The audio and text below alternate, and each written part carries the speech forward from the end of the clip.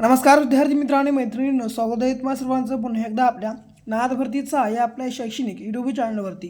विद्यार्थी मित्रांनो, बघा ठिकाणी आपण आज जे की मुंबई उच्च न्यायालय भरती 2025 साठी मित्रांनो बघा जे की आपण आज आपलं मित्रांनो आवडतं पद शिपाई व हमाल मित्रांनो या दोन पदांसाठी प्रश्नपत्रिका ठिकाणी आपण आज अभ्यासत आहोत। मित्रांनो बघा 100% परीक्षेमध्ये ही येणारी बघा आजची संपूर्ण काही प्रश्नसंच असणार आहेत। म्हणून मित्रांनो बघा आपला हा आजचा जो काही संपूर्ण भाग आहे तुम्ही ठिकाणी शेवटपर्यंत अवश्य अभ्यासून घ्या। आणि नवीन असाल तर बघा पहिला आपल्या मित्रांनो चॅनल तुम्ही आता सबस्क्राईब मात्र ठिकाणी आताच करून घ्या। ओके, प्रश्न पहिला बघा, 7 क्रमवार विषम संख्यांची मित्रांनो बघा काय म्हणले बघा 7 या ठिकाणी बघा लक्षात घ्या। 7 क्रमवार विषम संख्यांची सरासरी 17 आहे, तर त्यापैकी सर्वात मोठी संख्या कोणती? मित्रांनो बघा जेव्हा केव्हा सरासरी विचारते मित्रांनो बघा, आता बघा सरासरी म्हणजे किती, तर मधली संख्या। तर मित्रांनो बघा टोटल संख्या किती आहेत बघा 7, तर ठिकाणी बघा सर्वात मोठी संख्या कशी शोधायची सांगतो। आता बघा सरासरी म्हणजे आतली संख्या असते। ओके, लक्षात घ्या। आता जर 17 ही आतली संख्या असेल तर या साईडला 3 विषम संख्या आणि या साईडला 3 विषम संख्या असतील।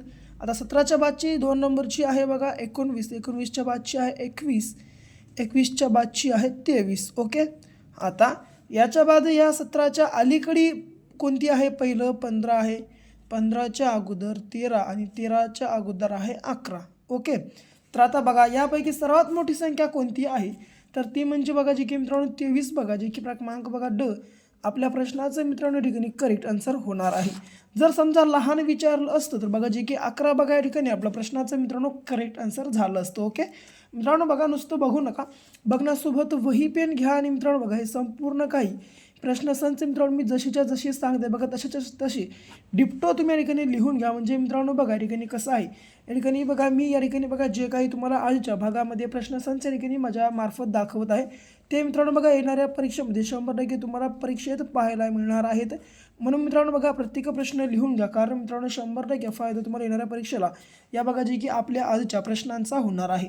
समजा या अगोदर जर तुम्ही आपल्या चॅनलवर मित्रांनो बघा शिपाई हमालसाठी प्रश्नपत्रिका ठिकाणी बघा जे की आम्ही प्रिव्हियस इयरला मित्रांनो विचारलेले प्रश्नसंच या ठिकाणी पाहिलेले आहे, तर जर ते समजा तुम्ही पाहिले नसाल मित्रांनो बघा त्या संपूर्ण व्हिडिओची प्लेलिस्ट या बघा आपल्या चॅनलवर मित्रांनो मी अवेलेबल करून दिलेली आहे।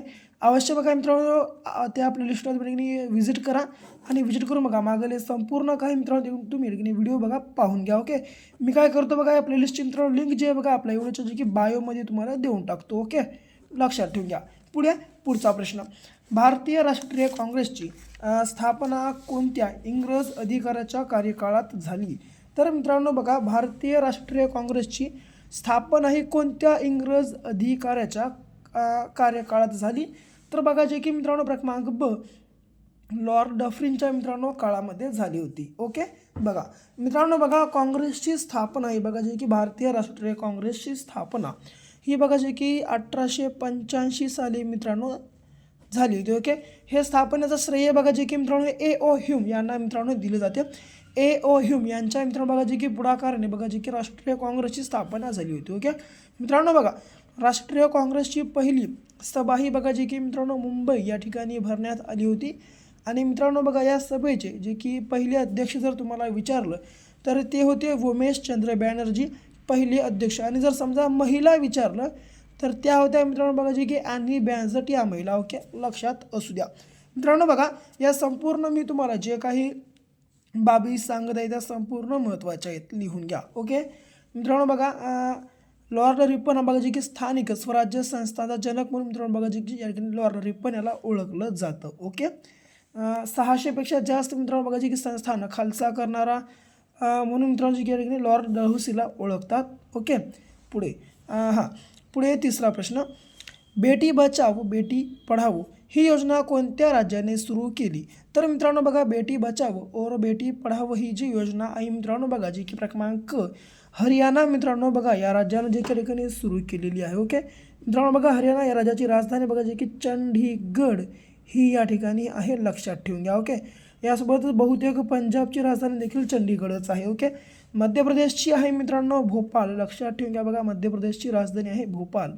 आणि केरळचे आहे मित्रांनो तिरुवनंतपुरम किंवा त्रिवेंद्रम बघा तुम्हाला ठिकाणी पाहायला मिळू शकतं। ओके, लक्षात असू द्या. मित्रांनो बघा, केरळ हे राज्य बघा जे की आपल्या भारतातलं सर्वाधिक साक्षर राज्य आहे.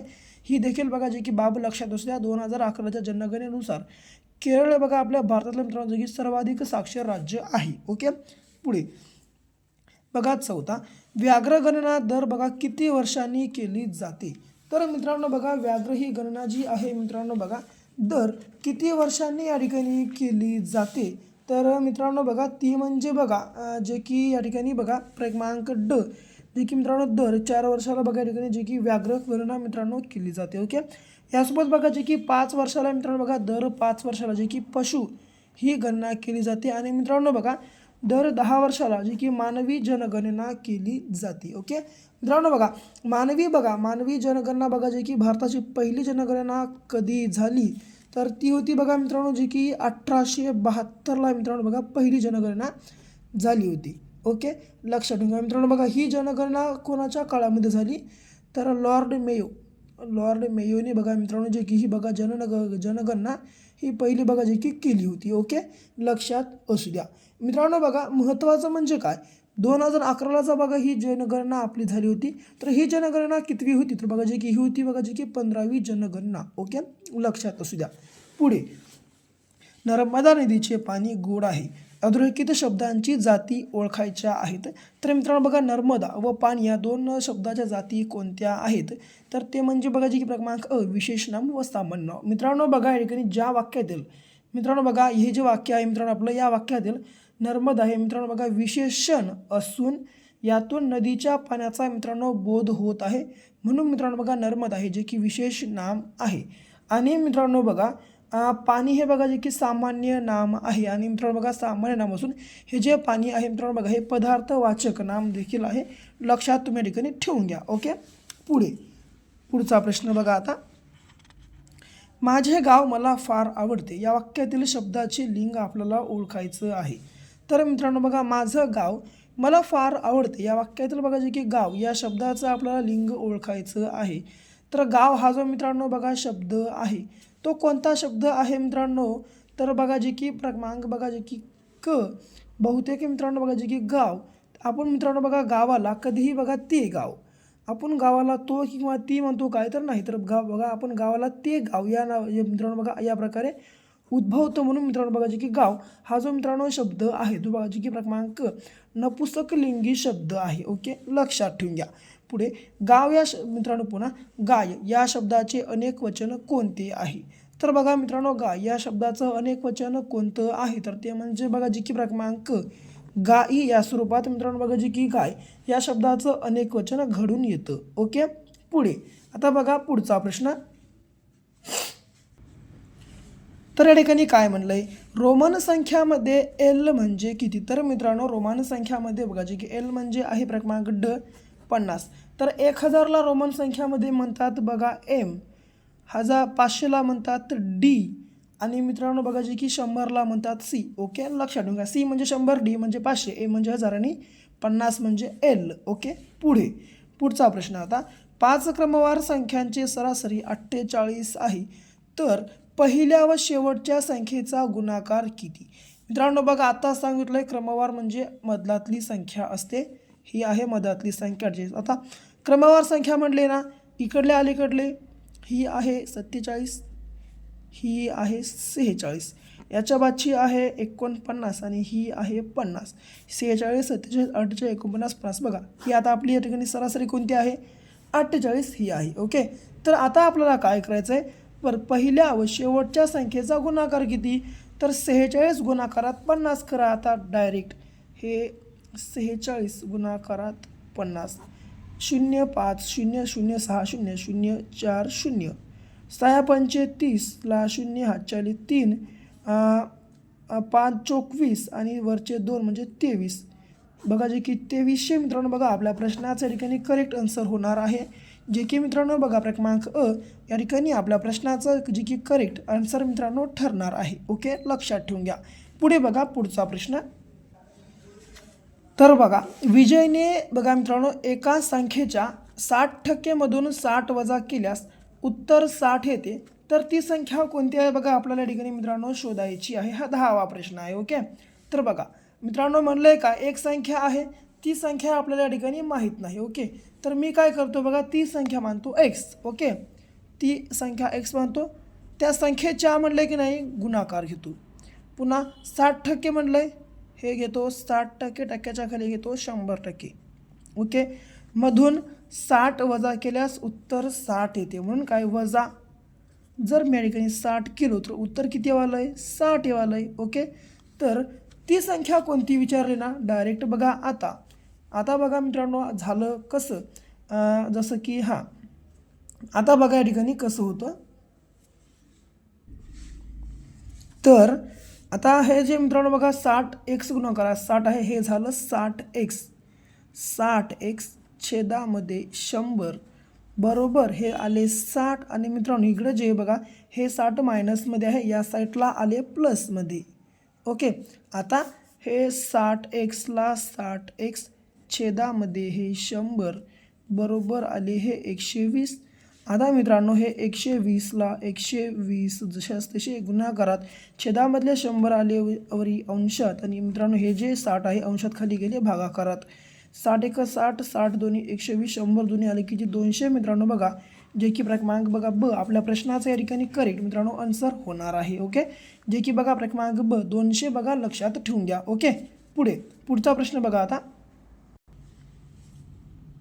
तर बघा ओके, या प्रकारे मित्रांनो जे की प्रश्नसंच आहेत समजून घ्या. फक्त थोडेसे अवघड आहेत परंतु मित्रांनो जर समजून घेतलं तर एकदम मित्रांनो बघा जे की सोपे मित्रांनो बघा तुम्हाला ठिकाणी प्रत्येक प्रश्न वाटत जातील. ओके, तर पुढे बघा 11वा प्रश्न. मित्रांनो बघा 11वा प्रश्न पाहण्या अगोदर तुम्हाला एक गोष्ट सांगू इच्छितो. बघा या मित्रांनो बॉम्बे हायकोर्ट जे की मित्रांनो रिक्रुटमेंटसाठी बघा आम्ही एक जे की 5000 प्लस एक प्रश्नांचा महाठोकळा बघा या ठिकाणी आम्ही लॉन्च केलेला आहे. मित्रांनो बघा या महाठोकळ्यामध्ये तुम्हाला भेटतं सामान्य विज्ञान, मराठी व्याकरण व चालू घडामोडी 2025 आणि 26 मधले बघा संपूर्ण चालू घडामोडी या व्हिडिओ आपल्या महाठोकळ्यामध्ये तुम्हाला भेटणार आहेत. म्हणून मित्रांनो बघा आपला महाठोकळा अवश्य खरेदी करा. खरेदी करण्यासाठी 7414 939007 बघा मित्रांनो हा आपला आहे क्रमांक. या क्रमांकावर पाठवा फक्त 150 रुपये पे करून. व्हॉट्सअपला मित्रांनो नंबरच्या ठिकाणी सेंड करून टाका. शेअर केल्या 1 मिनिटाच्या आत आम्ही हा महाठोकळा तुम्हाला तुमच्या जी की व्हॉट्सअप ग्रुपवर मित्रांनो अवेलेबल करून देणार आहोत. म्हणून लगेच मित्रांनो आपला हा महाठोकळा बाय करा. कारण तुम्ही जर आपला महाठोकळा या ठिकाणी बाय केला तर 100% मित्रांनो बघा तुमचं रिझल्ट फक्त आणि फक्त या आपल्या जे की महाठोकळ्याच्या मार्फत मित्रांनो येऊन जाईल. ओके, वेळ लावू नका, वेळ खूप कमी आहे, लगेच आपला महाठोकळा बाय करून घ्या. ओके, कॉन्टॅक्ट नंबर 7414 939007 हा आपल्या ठिकाणी असणार आहे. पुढचा प्रश्न बघा आता 11वा प्रश्न. विजयने 15,000 रुपये रक्कम दर साल दर शेकडा 12 दराने 5 वर्ष मुदतीसाठी व्याजाने घेतली तर त्याला एकूण किती सरळ व्याज द्यावे लागेल. बघा या प्रकारचा प्रश्न जे की या ठिकाणी मित्रांनो विचारण्यात आलेला आहे. सरळ व्याज म्हणलेला मित्रांनो बघा डायरेक्ट कशा प्रकारे प्रश्नाचं उत्तर काढायचं सांगतो. हे 15,000 रुपये जशास तसे घेऊन टाका असं. आणि एकूण किती मित्रांनो 12% दर आहे ना, हे घ्या 12% दर. किती वर्षासाठी, 5 वर्षासाठी, हे घेतलो 5. आणि मित्रांनो बघा आता या छेदामध्ये घ्या 100. आता हे 2 शून्य कॅन्सल, हे 2 शून्य कॅन्सल, वरी किती आलं 150 आणि 12 पंचे 60. ओके, 15 सक 90 आणि समोरचे 2 शून्य इथं म्हणजे जवळपास 9,000 रुपये मित्रांनो बघा जे काही ठिकाणी सरळ व्याज असणार आहे. जे की बघा क्रमांक मित्रांनो ड आपल्या प्रश्नाचं या ठिकाणी करेक्ट आन्सर होणार आहे. ओके, बघा लिहून घ्या मित्रांनो, संपूर्ण प्रश्नसंच लिहून घ्या. कारण मित्रांनो बघा येणाऱ्या परीक्षेला जे की 100% बघा आपल्या प्रत्येक प्रश्नाचा फायदा तुम्हाला या ठिकाणी मित्रांनो होणार आहे. पुढे बघा 12वा प्रश्न. तर बघा 12वा प्रश्न. हरीने रोज 5 तास याप्रमाणे 8 दिवस काम केले. रामने रोज 4 तास प्रमाणे 12 दिवस काम केले. दोघांनी मिळून 880 रुपये मजुरी कमवली. तर रामाला मिळालेली मजुरी किती. या प्रकारचा प्रश्न आपल्याला विचारण्यात आलेला आहे. तर मी पहिल्या या ठिकाणी हरीचं काम मित्रांनो काढून घेतो. हरीचे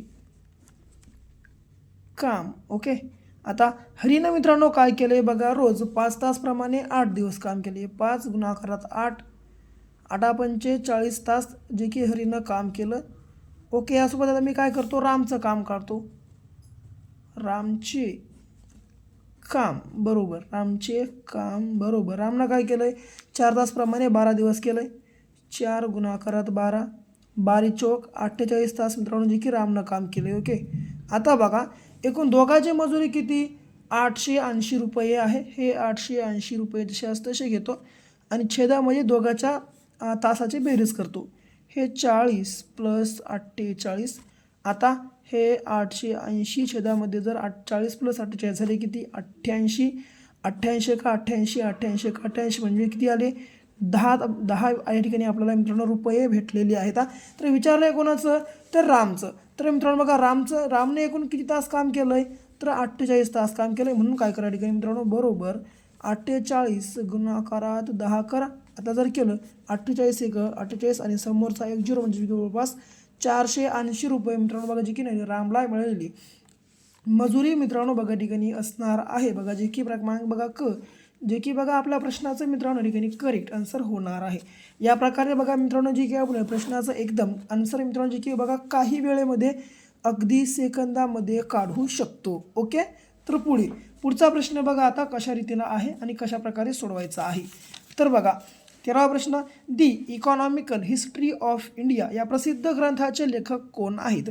तर मित्रांनो बघा या प्रसिद्ध ग्रंथाचे बघा जे की लेखक क्रमांक बघा R.C. दत्त हे आहेत.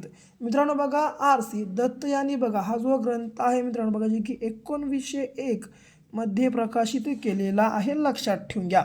पुढे खालीलपैकी कोणती गर्ता हिंदी महासागरात आहे. तर मित्रांनो बघा जे की यापैकी क्रमांक सुंदा ही जी मित्रांनो बघा गर्ता आहे ही आहे हिंदी या महासागरात. ओके. यासोबत टोंगा व मरियाना मित्रांनो बघा या दोन गर्ता बघा जे की पॅसिफिक महासागर म्हणजेच प्रशांत महासागरामध्ये आहेत. ओके. लक्षात ठेवून घ्या. पृथ्वीवर गोड्या बघा मित्रांनो पाना नाही तर पाण्याची आहे. बघा पृथ्वीवर गोड्या पाण्याचे प्रमाण किती टक्के आहे. तर मित्रांनो बघा पृथ्वीवर गोड्या पाण्याचं प्रमाण किती टक्के आहे, तर ते म्हणजे बघा जे की जवळपास क्रमांक 3%. मित्रांनो बघा आपल्या मित्रांनो पृथ्वीवर जे की 71% पाणी व 29% जमीन आहे मित्रांनो. म्हणजेच टोटल बघा आपल्या पृथ्वीवर किती 100% पाणी आहे ना. तर मित्रांनो बघा या 100% पाण्यापैकी 97% जे मित्रांनो बघा पाणी आहे हे बर्फ व समुद्रामध्ये आहे आणि उरलेलं जे मित्रांनो 3% पाणी आहे तळे, नदी, विहिरी वगैरे यामध्ये हे आहे पिण्यायोग्य. म्हणजे बघा जे की मित्रांनो गोड्या पाण्याचं प्रमाण हे बघा जे की क्रमांक 3% एवढं आहे. ओके. समजून घ्या फक्त. पुढे मराठी विश्वकोश निर्मितीचे मुख्यालय कोठे आहे. तर मित्रांनो मराठी विश्वकोश निर्मितीचे मुख्यालय बघा जे की क्रमांक वाई या ठिकाणी आहे. पुढे किल्ल्यांचा जुडगा तसा केळ्यांचा डॅश डॅश असतो. तर मित्रांनो बघा ज्या प्रकारे किल्ल्यांचा जुडगा असतो तसा केळ्यांचा काय असतो, तर बघा जे की क्रमांक मित्रांनो लोंगर असतो. ओके. पुढे एकाच काळात झालेल्या व्यक्तींना काय म्हणतात. तर मित्रांनो बघा एकाच काळामध्ये झालेल्या व्यक्तींना काय म्हणतात, तर बघा जे की क्रमांक समकालीन असं म्हणतात. शेवटचा इतिश्री होणे या वाक्यप्रचाराचा विरुद्धार्थी वाक्यप्रचार कोणता आहे. तर मित्रांनो इतिश्री होणे या वाक्यप्रचाराचा बघा जे की विरुद्धार्थी वाक्यप्रचार कोणता आहे. या प्रश्नाचं योग्य आन्सर बघा तुम्हाला सर्वांना कमेंट बॉक्समध्ये कमेंटमध्ये सांगायचं आहे. आणि बाकी व्हिडिओ आवडला असेल आपल्या व्हिडिओला लाईक करा, जास्तीत जास्त या आपल्या व्हिडिओला शेअर करा. आणखी नाही समजा तुम्ही आपल्या चॅनलला सबस्क्राईब केलं नसेल अवश्य सबस्क्राईब करून घ्या. तर भेटू पुन्हा अशा एका नेक्स्ट लेवलच्या नवीनशा भागासोबत. तोपर्यंत घ्या काळजी, करा अभ्यास.